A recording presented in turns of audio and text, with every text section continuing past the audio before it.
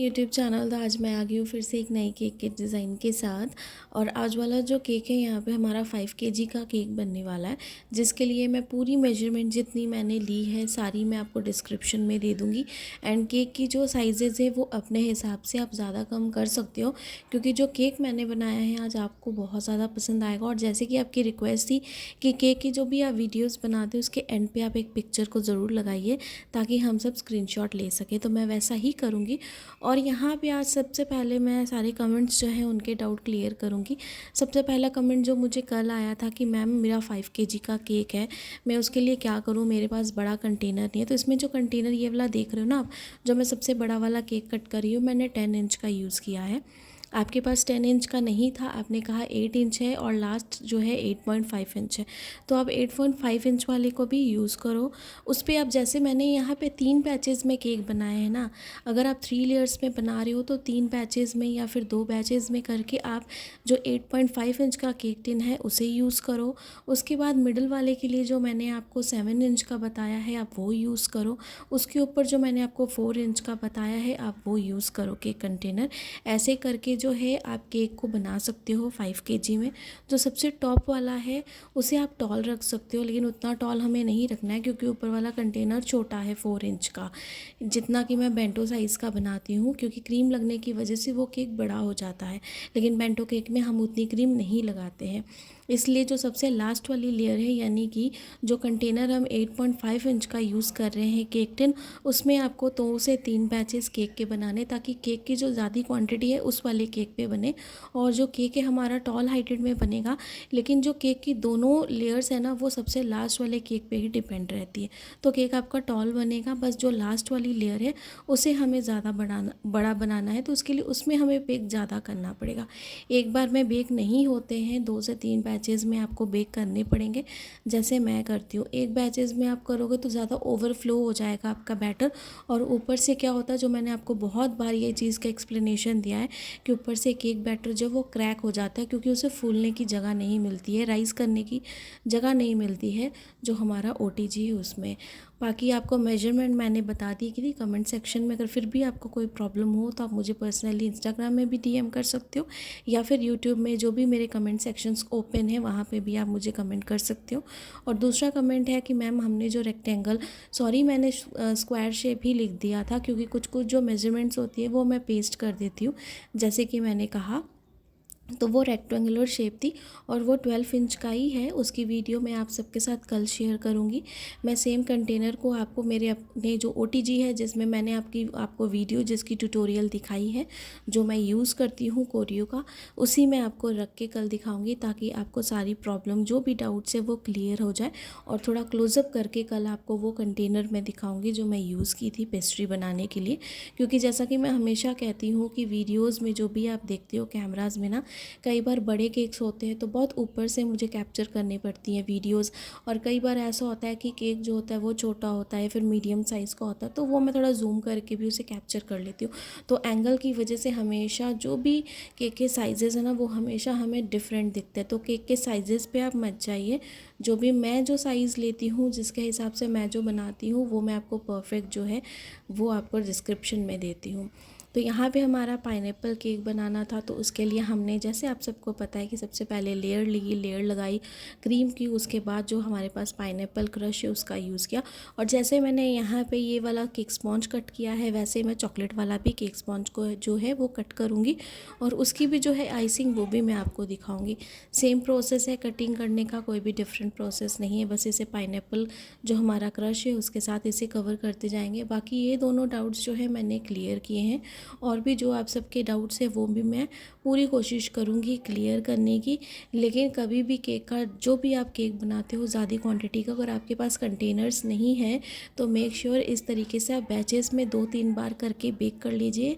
इससे आपकी जो भी केक की ऊपर की लेयर्स होती है ना वो वेस्टेज नहीं होती है, परफेक्ट केक राइज होता है, फूलता है परफेक्ट, और आपको कुछ भी कटिंग करने की ज़रूरत नहीं पड़ती है। केक की लेयर्स एकदम अच्छी इक्वल रहती है। अगर आप बहुत ज़्यादा बैटर को डाल दोगे कंटेनर में वो ओवरलोड हो जाता है, जैसा कि मैंने हमेशा कहा, मैं हमेशा बैचेस में बनाती हूँ, इसलिए केक की ऊपर की लेयर मुझे जल्दी कट नहीं करनी पड़ती है, अनटिल वो एकदम हार्ड ना हो जाए जब तक। तो यहाँ पे पूरी लेयरिंग हमने कर ली और यहाँ पर भी ये केक बड़ा है, जब मैं आपको दिखाऊंगी तो आपको समझ में आएगा, तो इसलिए इसे भी मैंने थोड़ा सा ऊपर से ही कैप्चर किया है। यहाँ पर जो ये वाला हमने केक है, ये कम से कम हमने 3.5 किलो का यहाँ पर कवर किया है, ताकि ऊपर की जो लेयर है ना वो हमें ज़्यादा नहीं 1.5 kg का केक हो। और ऊपर वाला मैंने 1.5 kg का पूरी केक बनाना है और 3.5 kg का हमारा केक यहाँ पर है। व्हिप्ड क्रीम के साथ हम पूरे केक को कवर करेंगे। केक का डिज़ाइन जो है सिंपल है लेकिन काफ़ी यूनिक है, बस थोड़ा सा पेशेंस हमें रखना पड़ेगा। और इस केक को जो है हमें वेन्यू पे जाके ही डेकोरेट करना है, तो कैसे पैकिंग की वो भी दिखाऊंगी और आप सबको अपने साथ लेके चलूँगी वेन्यू पे। तो यहाँ पे जो है क्रीम हमने अच्छे से लगा ली, साइड के एजेस को रिमूव कर लिया जो भी एक्स्ट्रा क्रीम थी। यहाँ पे स्विल्स के हम डिज़ाइन बनाएंगे, साइड्स पे भी हमने डिज़ाइन बनाए, टॉप लेयर पे भी हमने डिज़ाइन बनाए। और साथ में जो यहाँ पे मैंने बोर्ड लिया है, ड्रम बोर्ड यूज़ किया है। यहाँ पे अगर आप साइज़ देख रहे हो तो यहाँ पे 12 इंच का ये केक बोर्ड है मेरे पास, क्योंकि 10 इंच का मैंने केक टिन यूज़ किया था और 12 इंच का मेरे पास बोर्ड। अगर आपके पास ये बोर्ड अवेलेबल नहीं है तो आप जैसे घर में भी अच्छे से कार्डबोर्ड के साथ, सॉलिड वाले कार्डबोर्ड के साथ इसे इस तरीके से बना सकते हो, या फिर कोई भी अच्छी सी लकड़ी के साथ भी बना सकते हो, काफ़ी अच्छे से बन जाता है, स्टेबल रहता है। तो जैसे कि मैंने कहा, चॉकलेट लेयर को भी अच्छे से हम कर लेंगे लेयरिंग। कटिंग मैंने कर ली थी और यहाँ पर जो है मैंने इसमें मिक्स कर लिया था थोड़ा सा जो है हमारे पास ड्रिंकिंग चॉकलेट, वो वाली। अगर आप चाहो तो गनाश भी यूज़ कर सकते हो। मैंने ड्रिंकिंग चॉकलेट यहाँ पे अच्छी वाली यूज़ की है, अच्छी ब्रांड की, ब्लॉसम कंपनी की, आप किसी भी ब्रांड की यूज़ कर सकते हो। लेयर बाय लेयर जो है लेयरिंग हम अच्छे से लगाते जाएंगे। यहाँ पे क्रीम की अगर आप क्वांटिटी देख रहे हो, मैंने ज़्यादा यूज़ नहीं की है।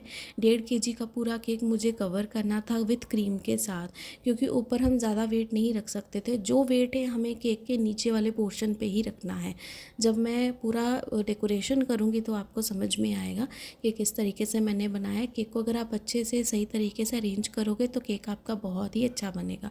तो यहाँ पे जो है पूरी क्रीम को हम अच्छे से लगाएंगे। क्रीम भी अगर आप देख रहे हो अच्छे से विप्ड है। और ये वाली जो ड्रिंकिंग चॉकलेट है ना, इसे मैंने क्रीम जो हमने विप्ड कर ली थी ना उसमें डाल के अच्छे से स्पैचुला के साथ ही जो है इसे मैंने मिक्स कर ली थी, अलग से बीटर में नहीं की थी। और जिनकी ये प्रॉब्लम हो रही है, जैसा कि मुझे कल कमेंट आया कि मैम हम जो कलर यूज़ करते हैं उसमें छोटे छोटे दाने हो जाते हैं, स्पॉट्स हो जाते हैं, तो जेल कलर ज़्यादा पुराना आप मत यूज़ कीजिएगा, नया ब्रांड का ही यूज़ कीजिए। मेक श्योर कि 7-8 महीने तक ही आपके जो कलर है वो ख़त्म हो जाएँ। ज़्यादा से ज़्यादा 1 ईयर, उससे ज़्यादा यूज़ मत किया कीजिए आप कलर्स को।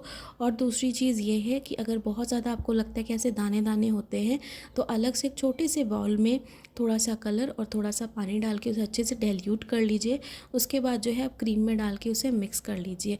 और तीसरी चीज़ है कि आप कलर को जो है डाल के अच्छे से, जो भी क्रीम में आप डाल रहे हो जितनी भी क्वांटिटी में कलर, उसके बाद जिस बीटर के साथ आपने क्रीम को विप्ड किया है उसी के साथ ही आप फिर से उसी क्रीम को विप्ड कीजिए कलर मिला के, तो दाने दाने नहीं होंगे। और अगर आप ये वाली तीनों में से कोई भी एक प्रोसेस को रिपीट करते हो, अगर आपको हेल्प होती है तो ज़रूर बताइएगा। और यहाँ पर जो है हमने एक प्लास्टिक का वुडन टॉवल लगा दिया टॉप वाली लेयर पे। मैं भूल गई थी लेकिन फिर से मुझे याद आया तो मैंने यहाँ पे लगा दिया। आप भी मेक श्योर कि ज़रूर लगाइएगा, ताकि ये वाला जो केक है छोटे कंटेनर में बना है लेकिन हमें इस केक को अच्छे से सिक्योर करना है, उसकी वजह से मैंने यहाँ पे लगाया। जो बड़ा वाला केक था उसमें मैंने नहीं लगाया, मैंने सिर्फ इसे इस पर लगाया। और ये दोनों केक्स को मैं अलग अलग ही आइसिंग कर रही हूँ। दोनों को अलग अलग आइसिंग करने के बाद इसे मैं फ्रिज में 7 से 8-9 घंटे आराम से रहने दूँगी ठंडा होने के लिए, और दोनों को अलग अलग ही पैक करके लेके जाऊँगी। तो इसे भी जो है अच्छे से हम जितनी भी इसकी एक्स्ट्रा क्रीम है वो सारी की सारी हम निकाल देंगे, एकदम इवन शेप हम दे देंगे। उसके बाद जो है इस पे भी हम स्विल्स के डिज़ाइन बनाएंगे। और बाकी जो भी डेकोरेशन है, जैसा कि मैंने कहा, वेन्यू पे जाके दिखाऊंगी आपको। और केक का जो प्राइस है वो भी मैं आपको ज़रूर बताऊंगी। बाकी केक का प्राइस आप मेरे साथ कभी भी मैच मत कीजिए, आप अपनी जगह के हिसाब से हमेशा लीजिए कि आपके जगह पे क्या चार्जेस चलते। मे बी आपके जगह में थोड़े ज़्यादा चार्जेस हो, मेरे यहाँ के चार्जेस से ज़्यादा। मैं आपको जो भी एक एक्यूरेट प्राइस होता है जो लेना चाहिए, मैं आपको वो बताती हूँ अपने एक्सपीरियंस से। आप अपने एक्सपीरियंस से ज़्यादा कम जैसे भी ले सकते हो। तो यहाँ पे भी स्विल्स के डिज़ाइन हमने बना लिए, साइड्स पे भी बना लिए, ऊपर भी बना लिए। और ये वाली जो केक की पिक्चर थी ना फ्रेंड, ये मुझे क्लाइंट ने दी थी नेट से निकाल के। नेट से यानी कि इंस्टाग्राम में उन्होंने ये केक देखा था, तो पूरी पिक्चर उन्होंने मुझे दी थी इस केक की कि हमें ऐसा ही चाहिए केक। तो मैंने जो पिक्चर थी वो उनसे ली नहीं, मैंने उनका केक देखा, डिज़ाइन देखा, समझ में आ गया, पिक्चर लेने की ज़रूरत नहीं पड़ी मुझे, इसलिए क्योंकि केक का जो डिज़ाइन था काफ़ी सिंपल था लेकिन बहुत यूनिक था, तो मुझे बहुत ही अच्छा लगा और पिक्चर लेने की ज़रूरत नहीं थी। तो उन्होंने मुझे इंस्टाग्राम से ये पिक्चर दिखाई थी और बोला था ऐसा सेम मुझे केक चाहिए, तो मैंने पूरी कोशिश की वैसा बनाने की। तो ये देखिए यहाँ पर है मेरे पास ये स्टैंड जिस पे डेकोरेट होगा। ये मैंने जो केक बॉक्सेस थे ये मैंने जो भी साइज़ के थे ये भी आपको लिख दूँगी। इस तरीके से मैंने दोनों बॉक्सेस को अलग अलग ही पैक किया था केक को, और पूरा वेन्यू भी मैंने आपको दिखाया। तो ये देखिए ये है मेरे पास स्टैंड जिसे मैंने यहाँ पे नीचे ड्यूल टेप लगाई, पूरी ड्यूल टेप लगा के ये मैंने फॉक्स बॉल्स के साथ इस तरीके से इसे डेकोरेट किया, और साइड पे ना ये वाला स्टिकर एलिफेंट वाला लगा दिया। जैसा पिक्चर में था मैंने वैसा ही बनाने की पूरी कोशिश की है। यहाँ पे इसे अच्छे से फिक्स किया, और इसकी जो डंडी थी ना फॉक्स बॉल्स की वो मैंने निकाल दी थी। और ये जो स्टिकर है ये मैंने 7 इंच का बनवाया था जहाँ से मैं बनवाती हूँ स्टिकर्स, और इसे मैंने पीछे ड्यूल टेप लगा के अच्छे से फिक्स कर दिया था। तो ये देखिए यहाँ पे कर रही हूँ मैं असेंबल केक को। एक मैंने यहाँ पे नॉन एडिबल फ्लावर लगाया था जैसा पिक्चर में था वैसा। जितने जितने फॉक्स बॉल्स हमें यहाँ पे लगाने हैं डेकोरेट करने उसके हिसाब से मैं करूँगी। और ऊपर आप देख रही हो ना एक केक बोर्ड मैंने रखा है, जो उसकी शाइनिंग वाला पार्ट है वो मैंने नीचे रखा है क्रीम के ऊपर, और जो मैट वाला पार्ट है बोर्ड वाला उसे मैंने ऊपर रखा है, ताकि क्रीम अगर लगेगी तो शाइनिंग वाले पार्ट में लगेगी, कुछ भी अनेक नहीं होगा। इस तरीके से सारे बॉल्स मैंने लगा दिए।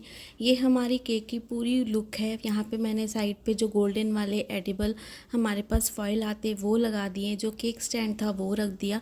जैसे मैंने लास्ट वाली लेयर को मैंने फ़िक्स किया था वैसे ही मैंने टॉप वाली लेयर को भी फ़िक्स कर दिया। तो आप देख रहे हो कि काफ़ी सिंपल डिज़ाइन था लेकिन बहुत ही यूनिक था, क्योंकि इसे अरेंज हमें एकदम अच्छे से करना था, पूरी सफाई के साथ ही इसे हमें अरेंज करना था।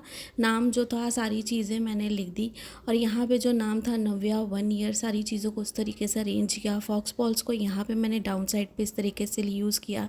तो बहुत सारे कलर्स थे इसमें, बहुत जो भी कलर्स उन्होंने मुझे दिए थे वो सारे उस तरीके से मुझे अरेंज करने थे। तो सारी चीज़ों को वैसा ही मैंने पूरी अरेंज करने की कोशिश की। और ये वाला जो केक था विद डिलीवरी चार्जेस जो थे मैंने 4500 लिया। आप अपनी जगह के हिसाब से ज़्यादा कम ले सकते हो। और मैं वेन्यू पे तो पहुंच गई थी, हमें 7:30 बजे का टाइम दिया था, लेकिन खुद क्लाइंट जो थी वो 8:30 बजे के बाद आई थी। तो मुझे उन्होंने कहा था कि जब आएंगे तभी आप केक को डेकोरेट कीजिएगा, नहीं तो बच्चे जो है पहले ही सारा केक ख़राब कर देते हैं। तो उनके आने के बाद ही मैंने सारी डेकोरेशन स्टार्ट की थी, और ये पिक्चर आप सबके साथ शेयर कर रही हूँ। तो वीडियो आप सबको एज़ यूजुअल जैसे कहती अच्छी लगी होगी तो लाइक सब्सक्राइब शेयर ज़रूर कीजिएगा। मुझे करूँगी कि ऐसे ही आप सबके साथ नए नए केक के डिज़ाइंस और आइडियाज़ जो हैं ज़रूर लेके आऊँ। और अगर आप भी ऐसा सेम डिज़ाइन रिक्रिएट करते हो तो मुझे इंस्टाग्राम में मुझे डीएम करना या फिर टैग करना ना भूलिएगा, क्योंकि मैंने पिक्चर जो है आप सबके साथ शेयर की है, और जो मुझे पिक्चर मिली थी बनाने की पूरी कोशिश की। अगर आपको अच्छी लगी होगी केक डिज़ाइन, जैसा मैं हमेशा कहती हूँ, लाइक सब्सक्राइब शेयर ज़रूर कीजिएगा। ऐसे ढेर सारे कमेंट्स और मोटिवेट करते जाइएगा। Thanks for watching.